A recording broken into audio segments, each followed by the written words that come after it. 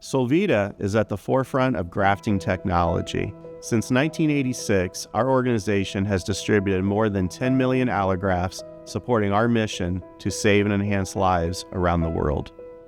We're here to help. We're here to make a difference, both for the donation as well as for the recipients, to give them a safe and a good clinical outcome and be able to make a difference in the quality of life for them.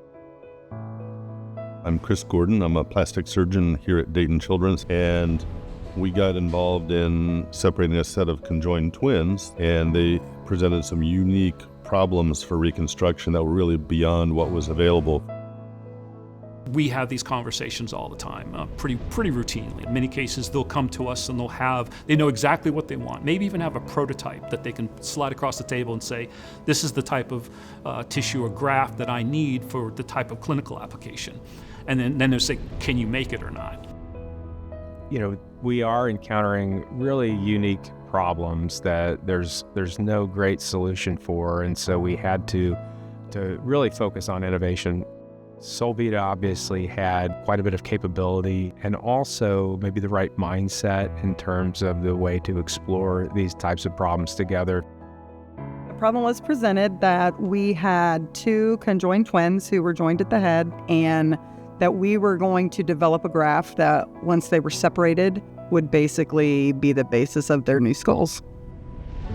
It was a very logical step to take, but it really hasn't been done. And so you need people who are willing to take that step. And I think that is sort of parallels between Dayton Children's and Solvita, is that you have a lot of people that are just focused on what the child needs rather than what we can and can't do.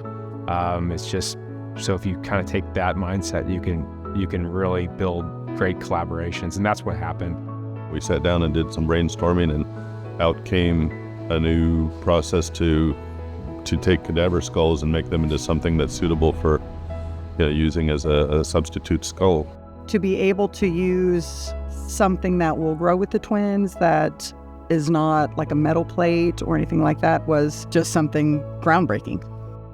The first steps was trying to figure out how to acquire the calvariums. In the recovery process, it was a unique recovery, and basically the top portion of the skull. It was the teams that lined that up. It was the recovery team that I had the opportunity to work with and explain what was going on, and they were just so engaged into what was happening. When you have a large, thick section of calvarium like we had, it was potentially going to be challenging because it's so thick, so dense, and so large that it was going to take an inordinate amount of time also to achieve what we wanted it to achieve. Every time we'd go over there, Dr. Lober and I would go into the lab, and it got better and better to the point where we said, we think we're ready to pull the trigger on this, and they did it.